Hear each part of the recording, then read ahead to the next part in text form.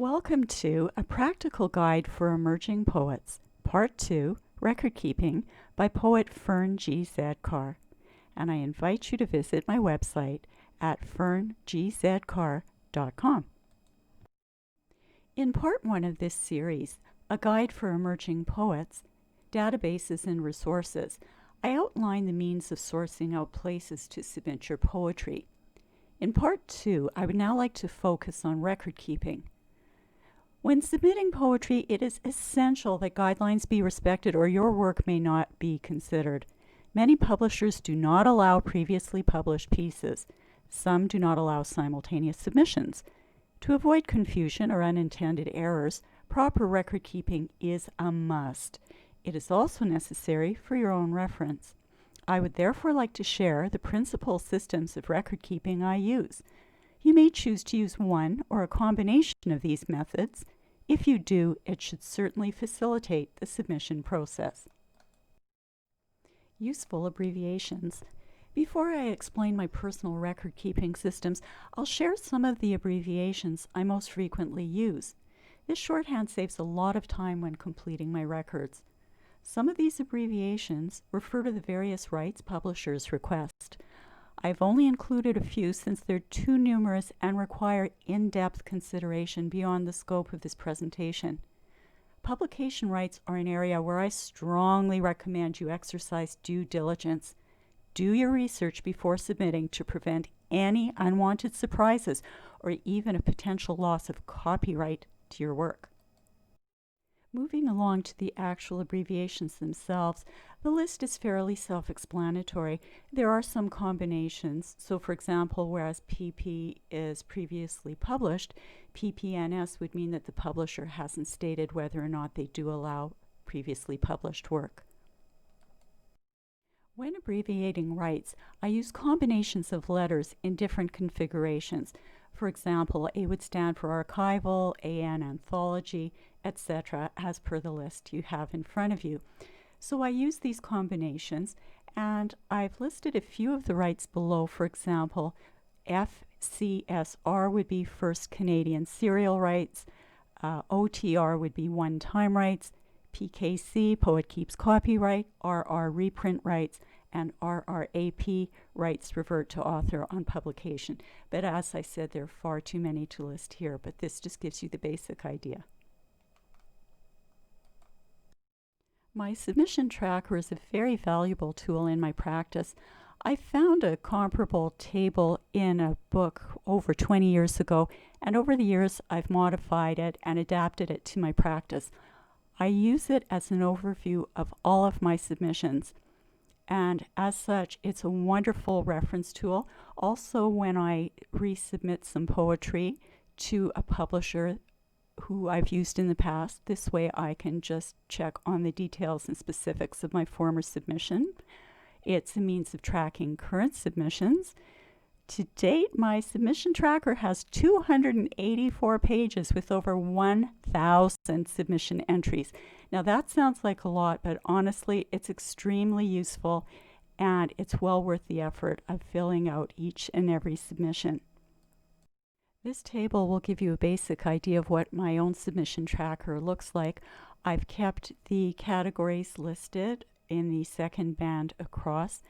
Personally, my submission tracker is just a plain white color to save on printer ink, and I also have a few more rows per page, so you can get quite a bit of information into this chart on each page. The items listed here on the submission tracker are fairly self-explanatory. I would like to emphasize two of the bulleted points here, though. The first is when you are writing out or typing up whatever method you're using, the name of the publication or the contest you may be entering, it is really important to get the names absolutely correct. This is your first impression. Make it a good one.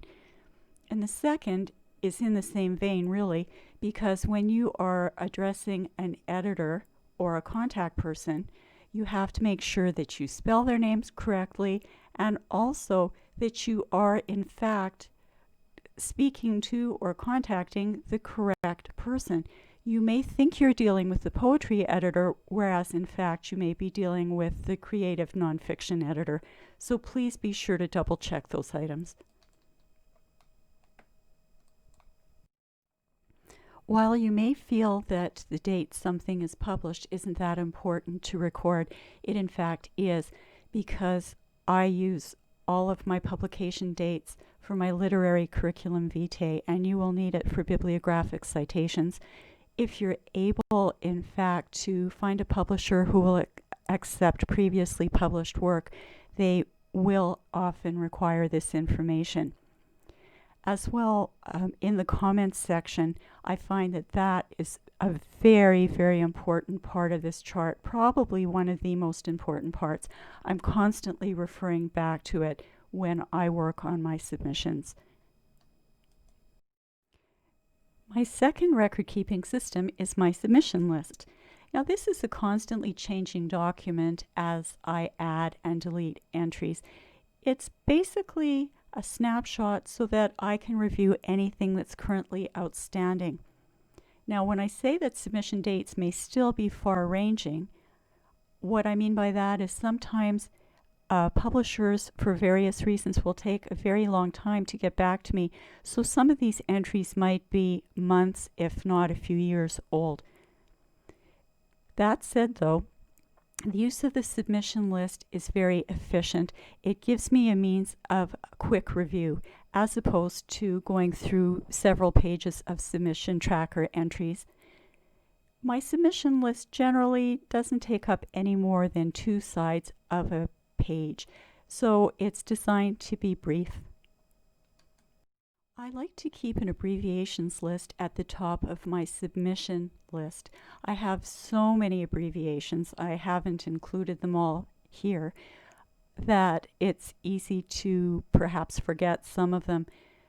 Therefore, those remain, and all I do is I add and delete the particulars of my submissions in the space below that. I list the submissions numerically in order to determine at a quick glance how many are outstanding. So for instance, if I know that I've up to number 40, that means I currently have 40 submissions out to publishers. What I do is I list the number. So number 1, for example, will be followed by the name of the publication. Then I have the date that I've submitted it to that publication. And in brackets, I'll put the theme of a particular issue, if there is one. I'll list the turnaround time with my approximate reply date. I will list the pay and also the rights requested. I've included this mock-up of my submission list just to give you an idea of the physical layout on the page. Now, I should mention that the list of rights at the top is a lot more extensive on my own submission list, and of course, the number of submissions are more extensive as well. The index of poems is a bit of a hybrid document. It combines the submission tracker's archival overview approach, but it still maintains the fluidity of the submission list's ongoing submissions. And when you look at it, it could possibly resemble a table of contents. I've numbered my poems in reverse chronological order because that way I can always add the most recent ones first. The number on the list is followed either by a letter R, N, or RN. So R stands for rhyme, N stands for no rhyme, or RN means that parts of my poem contain rhyme and other parts don't. To avoid too much duplication with my other records, I only provide brief details for my current submissions in my index of poems.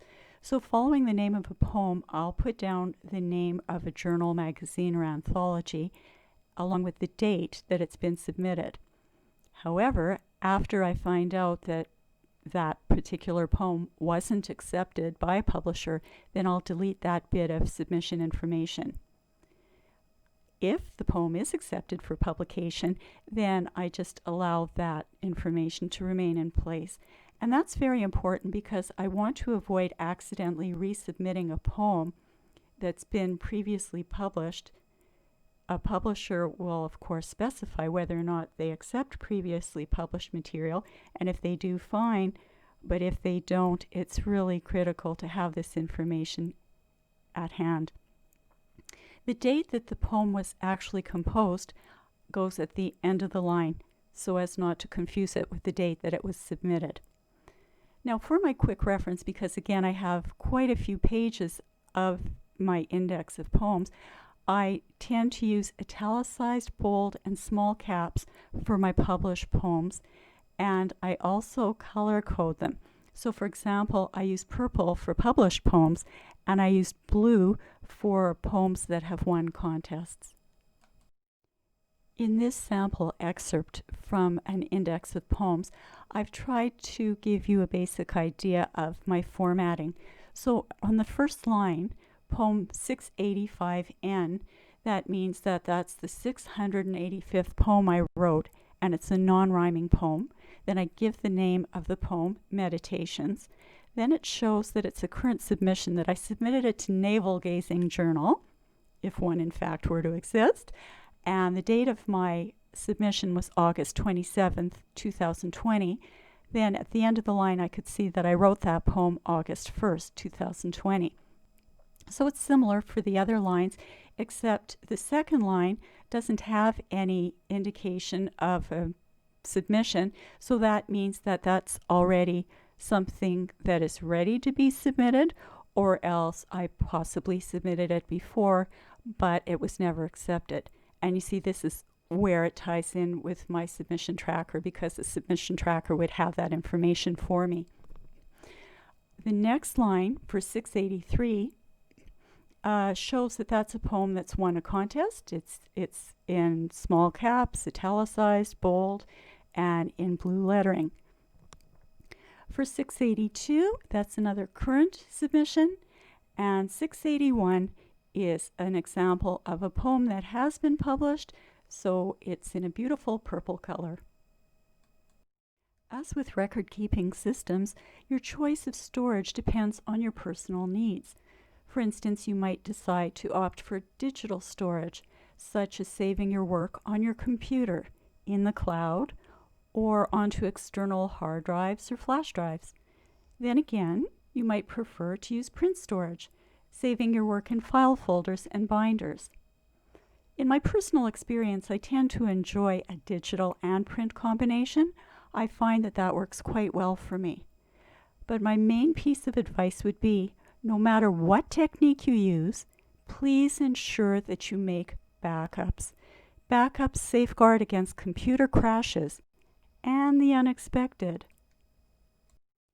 Binders are useful for meaningful print correspondence, such as contest wins, acceptance letters, and special notes from editors. These are keepsakes, so I like to have those additional print copies. I use binders for archival purposes for each year I've submitted my poetry. Every one of those binders contains 12 dividers representing each month of the year.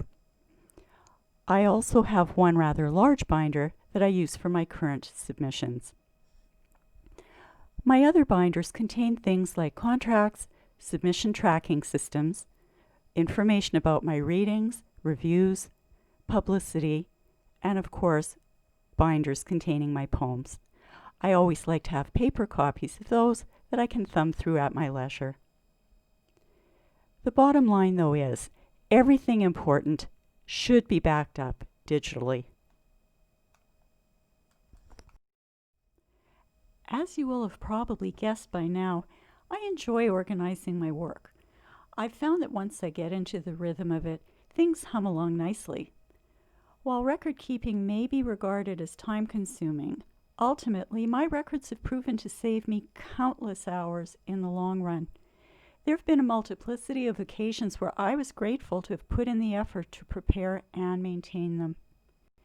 It is my wish that these techniques also serve you well.